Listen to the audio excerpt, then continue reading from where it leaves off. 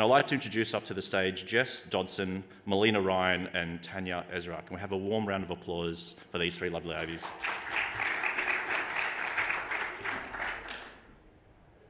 Oh, she's even wearing Microsoft socks. Awesome, thank you.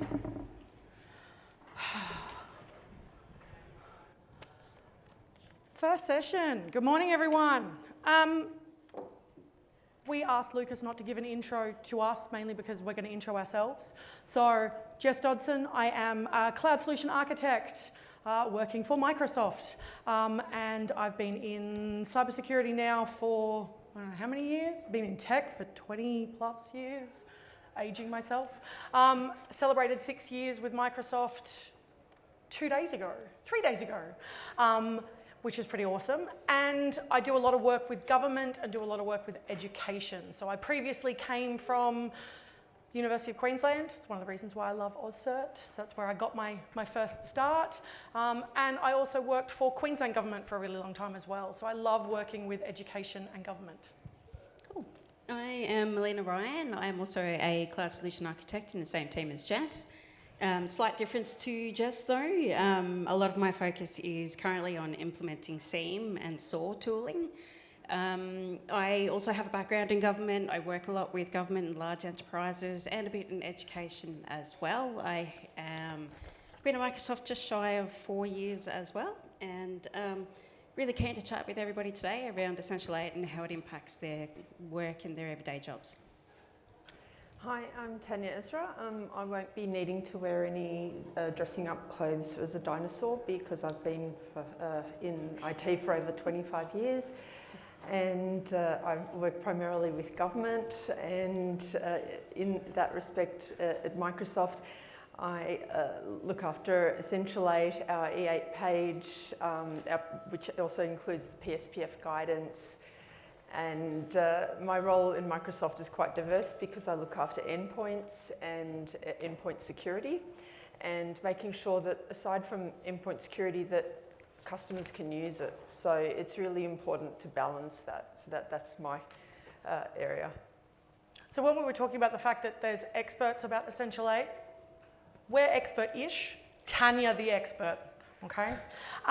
So there isn't going to be like a moderator. I'm not going to be asking questions. It's a conversation between the three of us. So one of the things that we wanted to make sure that people kind of understood was what makes Essential 8 so important? Why is Essential 8 important? Yeah, look, Essential 8 has a lot of importance. It is, if you work in government, it is a mandatory piece of compliance. A lot of government agencies are mandated to reach maturity level 2.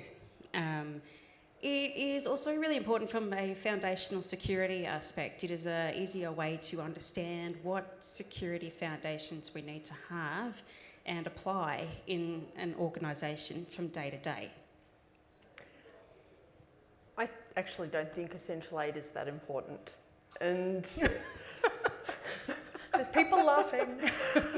The reason is that if you only look at compliance and you only look at it from that end, you end up with a system that is vulnerable. And in fact, the speaker this morning, Jess Medini, raised an absolute valid point. It has to be in the context of zero trust. It has to be also in the context of the usability, because if users find something difficult to use, they will walk around it. And things like if you've ever gone on a path and you've gone, oh my goodness, this path is in the wrong direction, I'll just go through, and there's this little trail.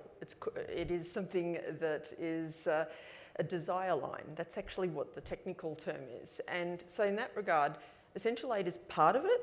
It's really important, and it is an element that needs to be part of that requirement, but it also needs to be balanced against your organisation's goals, your organisation's needs, and its threats that it has, and also the types of users it has. And that was a conversation that we had before as well, that, and I don't know, looking in the crowd, I'm sure some of you may have attended some of the sessions that I've done on Essential 8 if you've worked with Cordit or if you've done anything with Queensland Government or some of the unis. One of the things that often gets asked is, right, I've done Essential 8 and that's great. And I'm like, no, that's not it. There is more after Essential 8. Essential 8 is prioritised mitigation strategies. That is the exact wording that ASD use, that it's prioritised. That once you've done the prioritised bits, you've still got the rest of it to go. So we've still got other things that we need to be looking at. And so when it comes to doing the doing, once you've done it, there's still more to be done. And I think when it comes to implementation, like I think that's probably the trickiest part when it comes to implementing the Essential 8. Like it's all well and good that we can talk about it and we can have strategies and an idea of what we're going to be doing, but we've got to actually get to putting it in place. So if we're starting from scratch, or we're starting maybe not so much from scratch, maybe we're ML0-ish, ML1 maybe? -4. Yeah, whatever. How do we get started? Like from your perspectives, what are the things that we need to do to get started?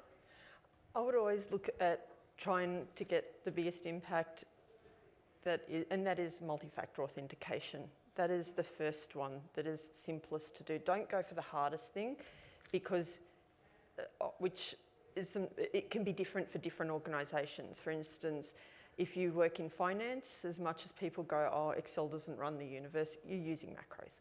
So it's something that there is a uniqueness to each organisation. Decide what's the low-hanging fruit that you can elevate. And usually it's multi-factor authentication. And it also is the one that is the easiest for attackers, of course, if you don't have it there. And also it's the one that's mostly easy to implement. Easy to implement. Most of the orgs that I work with, they kind of go, we're going to start with the hard one first. Can anyone guess what the hard one might be? Application control. The bane of everybody's existence when it comes to the Essential 8. And everyone takes a look at that one and dives into it and tries to work out what they're going to do with it and goes, it's too hard, I give up. So I think working out what you can do, starting with something. We've got to start somewhere. Pick something that you know you're going to have a win with. If you're not in finance and you don't have macros, awesome, tick it off, you're done. Great, you can turn them off. So find something that you can start with and actually use, because something is better than nothing in most instances when it comes to Essential 8. And I think that's part of it. So there's often a challenge of where to start. So if we start, with MFA, we say that that's the kind of the easier one, or we say let's start with the hard one of application control, and then we sort of go all in and find that difficult. And I think because of the size of the organisations I usually work with, they're big. They've got a lot of legacy tech, and getting started is actually harder than expected. And it's really about, for those organisations, picking a technology stack, picking an area that they can start to target. So maybe MFA on cloud-based authentication versus maybe privileged access for the on-premises resources. And it's really about just where do you go and what are your measures of success? And I think the other kind of challenges that we see is also that culture aspect. We look at Essential 8 a lot as a technology problem, but it really is cultural. There's a lot of culture changes. We need to have a adoption and buy-in, and generally getting it over the line. What are the things we need to do to actually get an organisation started and to get it over the line? Is it the leadership? Is it an evangelist within a business unit? Is it the IT security team applying it to themselves and then discovering that it changes how they work, but it doesn't stop them from doing their jobs? And that's, I think, the cultural component of adopting Essential 8 is almost equal to the technical challenge. I'd go one step further. I'd say it's harder. A lot of the time when it comes to the challenge of putting it in place, the tech side of it, I think, is the easiest part. It is the cultural change of how we're now going to be operating. It's like any of the other frameworks. Zero trust is another one. That's a complete shift in how we do things and getting people on board with that. But I think one of the things that we don't do a good job of selling when it comes to a lot of this is the positive aspects and trying to work out what those positives are for yourself as a technologist, working in security, being in operations, whatever it may be, but also what the positives are going to be for the business. Because if the business can see the positives, then they're more likely to want to go ahead with it. You're more likely to get your managers buying into it. The other thing is, as much as we hang crap on them, users aren't silly. Like, we've got to give them a little bit of kudos that they kind of know what their job is. They know what they're supposed to be doing. They can be very creative. Some of them do, at least. But one of the things that I don't think we do a very good job of as technology people is the why. So it's all well and good to tell people what they should be doing, but I think we need to do a better job of explaining the why we're asking them to do that. So it's the what's in it for me question. Absolutely. One of the things, I actually 100% agree. The technology is actually the really easy bit of it. It is the cultural change. Now, if you're not normally a person who looks at change and organisational change, I'd recommend reading a book by John Cotter called Leading Change. It is a fantastic book. The number one reasons that any project fails is because there's no sense of urgency. And if you think about COVID and that sense of urgency that occurred, and suddenly, my gosh, that was the biggest transformation for IT was COVID. Like, COVID should have been the CIO. It was fantastic in that regard. But you can get to ML3, and I have a customer that is at ML3, and most people go, how is that possible? Not only are they maturity level 3, they've actually got delighted users who find it usable, able to do their job successfully. They also have, but how did that all happen? It was the CIO instilled that sense of urgency and was actively involved in wanting that to happen. Now, was Essential 8 the only thing he's done? Gosh, no. God, no. He also, if you follow the Attorney General's directives, like the TikTok guidance, so you've got, application control, which is essentially whitelisting. But now the lawyers have come in who don't know IT and have gone, we need to blacklist some things, okay? And if they'd spoken to the IT people, they might have actually come to a different answer, but Attorney General's department probably doesn't talk to the IT people.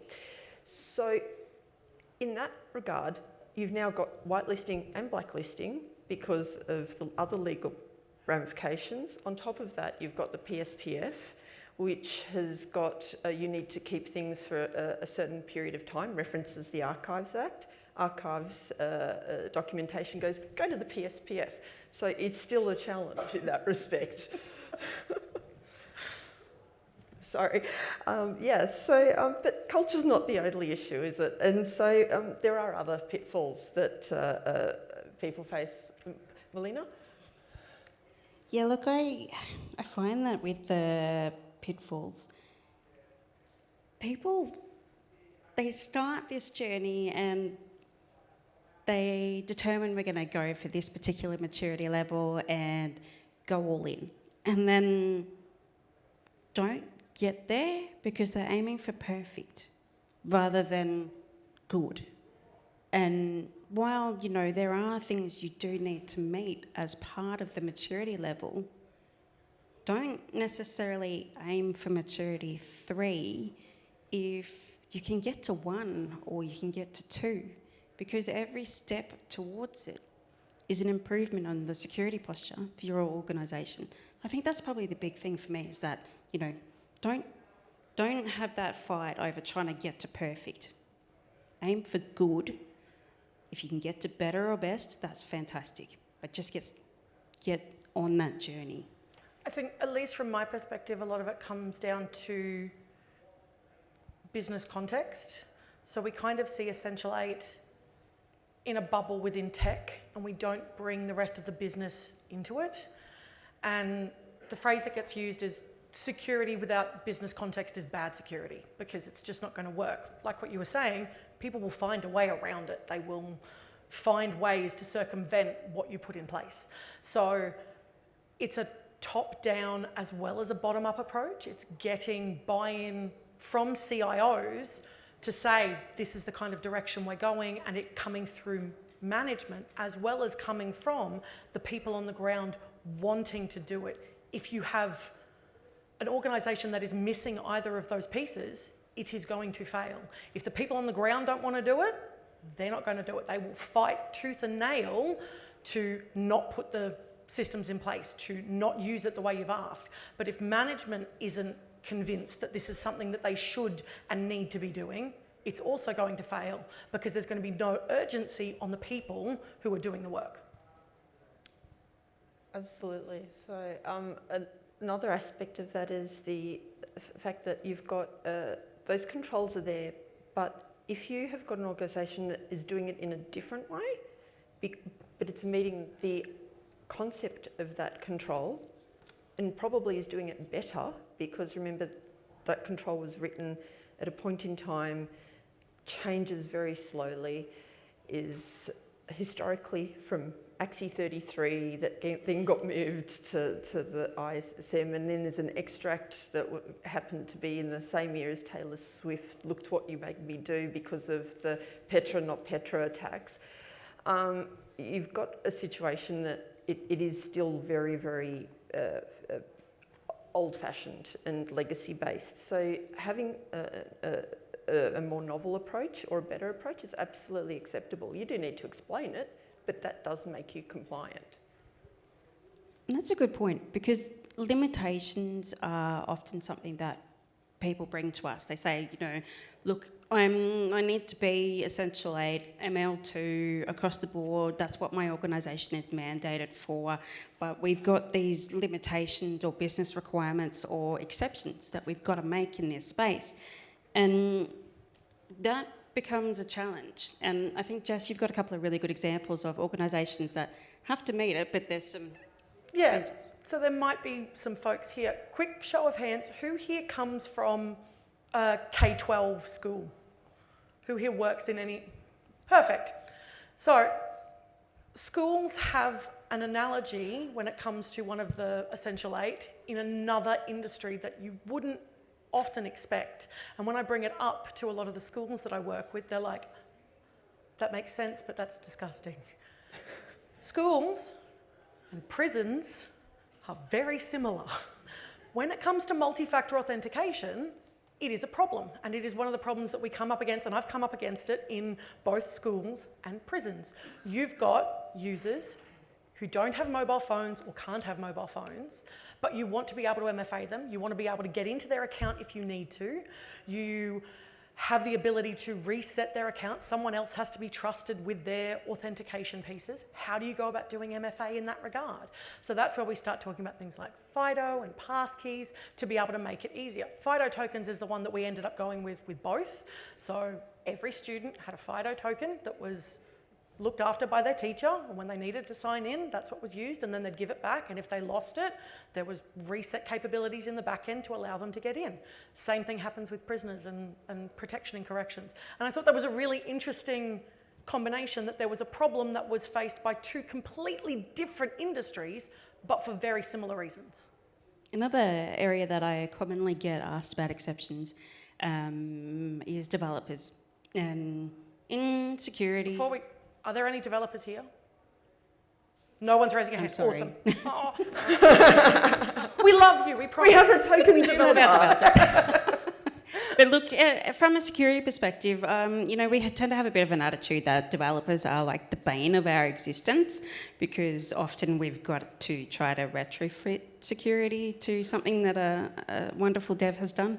And so they become a challenge when working with them to implement an Essential 8. And I think there are business processes, there are exceptions, there are ways around it, and we need to start thinking bigger than just saying no.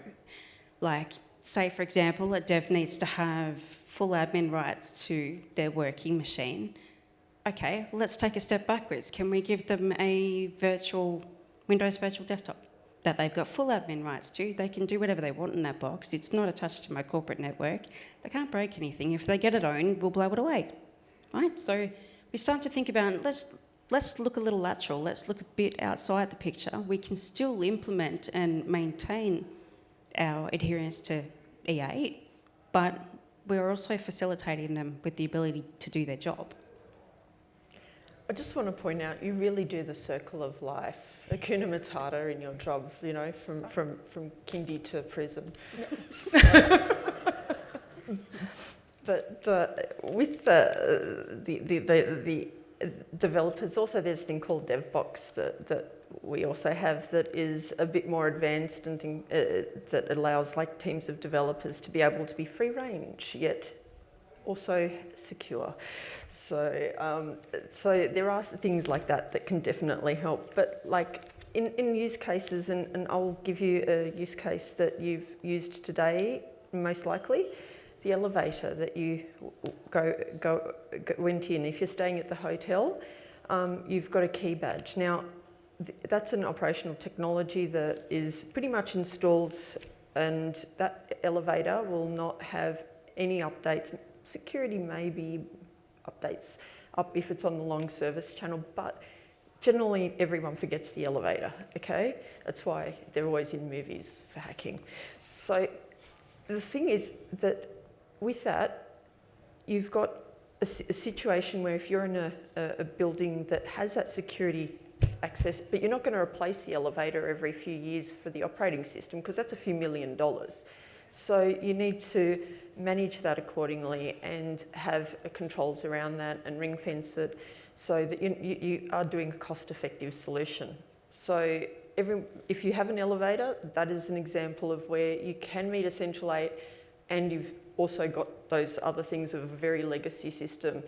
Another one that I had fun with was submarines. Submarines, when they go and do covert missions, they go at depth and they cannot communicate with pretty much anything, and even just to get, they have to go up to the sea level sort of to be able to communicate effectively.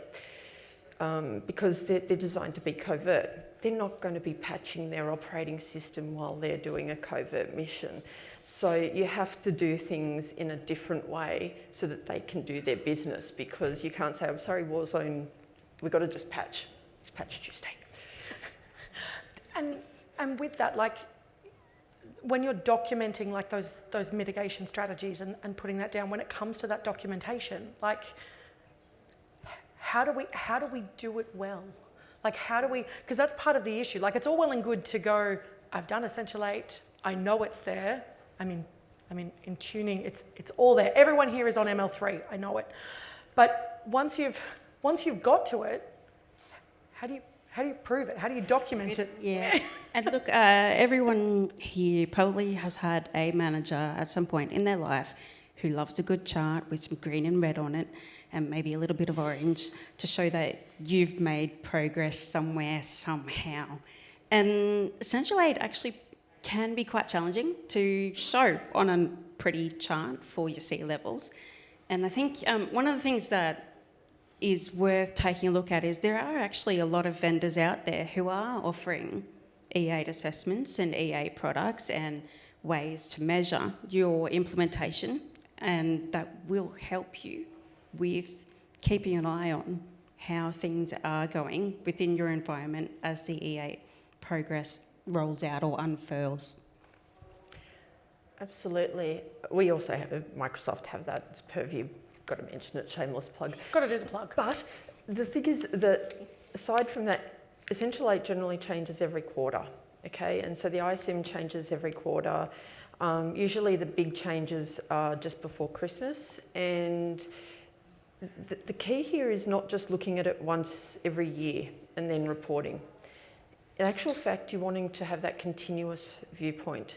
If a change has reduced your Essential 8 compliance, you want to know immediately. You may want to actually reverse that change because it's done that. So looking for a tool like Purview is able to do that continually for you. Of course, there are other vendors that can do that as well, as you can see, But the important is it's not a step in time. It's actually a continual process. Plus, going through 1,003 controls, which there are at the moment of the IRAP, is, as much as I love spreadsheets, it's a bit boring to do every year. So if you want to keep it up to date and not have that pain once a year. I was going to say painful, but boring works as well. Unless you're into that. Yeah. I mean, if you enjoy it and you're a masochist, it's all good. The other thing is, and you kind of mentioned it already, the Essential 8 isn't just set in stone. So it changes, which is great. It'd be nice if there were some nice big announcements to everybody who's supposed to be. I think there's occasionally emails, but being able to go, yes, this thing has changed. So if you look, I think it was, I can't remember if it was last year, the year before, there were some massive changes that hit the Essential 8 with a whole bunch of stuff being moved, shuffled backwards. So stuff that was previously ML3, now in ML2, some in ML1. Things being brought in around MFA, phishing resistant MFA, and what's required when it comes to authentication, and a lot of those shifting. So once you've done it, and it's great to be monitoring what you've currently got in place, but it's also taking a look at the actual Essential 8 itself and the ISM controls and going, they have now shifted. What do I need to change to stay in line with this? Because you don't want to be blindsided when an assessor comes out and goes, did you realise that had changed and you weren't kept up to date? So I think that's probably the other really big part that's a bit of a worry. I'm looking at time. At the moment, what I'll do is, what do we all think is what's next? Like, what is the takeaway? What is the action item that we want every person in this room to do? Because there's 3 of us, you get 3 action items. I love giving out homework. If you've ever been a customer of mine, I love homework. So you get to go away and do the homework, and then I get to chase you up on it later. So what's the homework? Get started. That's mine. It is just get started. Pick one thing, make sure it's actionable, make sure that you can track its success, and just get started. And I'm with Melina on that one. Something, as I said, something is better than nothing. Just do one little thing, something. It doesn't have to be big. It can be looking at locking down macros just in one area of the business. It can be looking at doing MFA for a pilot group of users. And talk about it too. Yeah. Like, share your success, talk about it, talk about the pain points, and just get started. That's what I think. And do MFA, please, for the love of God. What do you think, Tania? I think it's important also not so much to get finished, but to get to a state of being continually evergreen. So, and being able to leverage all of that and have a continual growth. And so not just to have we've done this, tick, done, MFA is done. It's never done, okay? Adversaries, the reason ISM changes, the reason that there's a quarterly update is because of the fact that, well, people are creative. So in that regard, we also have to be equally dynamic in that respect. So it is a continual effort. So keep going. Okay. There we go. So get started, do MFA, keep going. There are some questions if you're open to it. Beautiful. Excellent. So we've got questions in the app, and if you have questions in the room, just raise your hand. It gives me an opportunity to get my steps up. Right, so actually before we jump to questions, I did love the thinking of like a ceasefire for Patch Tuesday on that submarine example you were going through before. It's just, that's where my mind went, just in odd places. Anyway, enough about that. Right, so the first question, how is an appropriate maturity best determined? So there is an assessor program, and that has been recently released. I'm one of the assessors on that program. I'm also a teacher of that program on behalf of CyberTAFE, that is done by ASD to teach people how to do assessments correctly. So that is the first thing, find someone who's actually got that qualification. If you have not got that qualification or can't afford that qualification, look for a tool that can help you determine it with automatic elements that can actually go, yep, you've done the right thing, or the guidance associated with it. So there is a few different things in that regard. I think also taking a look at your business risk.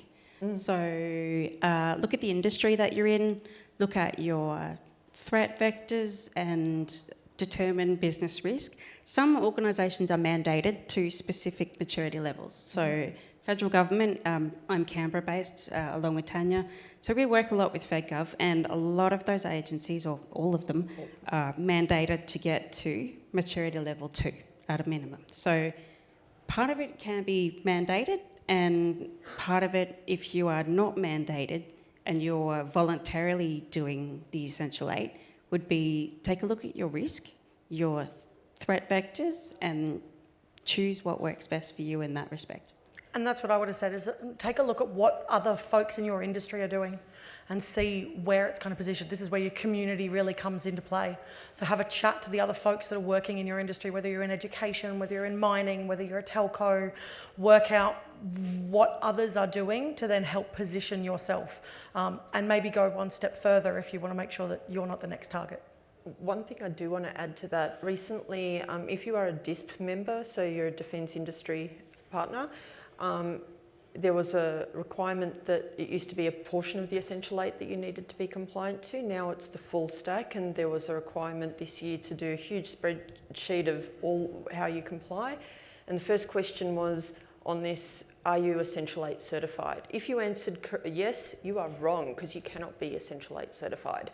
So it was an interesting question that was asked on the DISP. Trick question. Trick question. Love those trick questions.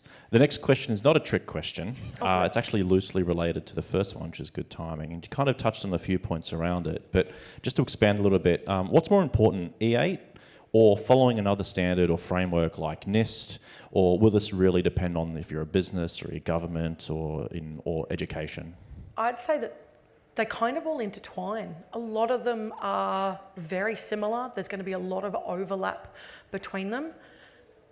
That being said, I do find that some of the government frameworks tend to be a little bit behind the times in some things. So it's trying to work out what you are required to do by law and mandated in your industry, and starting with that, and then looking at how the other frameworks interrelate with one another and which pieces from that are going to work. Yeah, I'm going to agree that there's a fair bit of overlap. So if you were just looking at things like security baselines and you were to compare, say, the DoD NIST with the CIS benchmarks and then the Microsoft security baselines, you'd find that they're quite similar in a lot of aspects.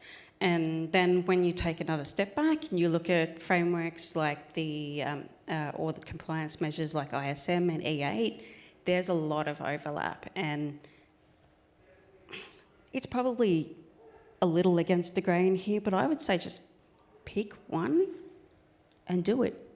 If you don't have a legally mandated compliance requirement to hold to the Essential 8 and your organisation wants to do the CIS benchmarks, do it. I think anything in that space is an improvement on security posture for the org, and that's really where the core of the issue lies. The core thing here is do better than what you did before. And if you have exactly what Melina said, if there is a mandatory requirement for you to do so, absolutely. But NIST, pretty much, the ISM comes from NIST.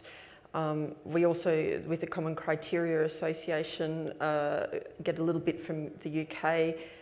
The Essential 8 then springs out of the ISM. We pretty much borrow from everywhere else. And if you're a New Zealander and you happen to be here, then New Zealander pretty much copies and pastes everything with New Zealand on the front instead of Australia. So they're running a little bit behind even Australia, but only because they haven't copied and pasted. But they're mostly the same. And if you're going down to the fine level control of this particular control says this, and it is maybe contradictory to that one, step back, common sense, what is the right thing for your business from a security perspective?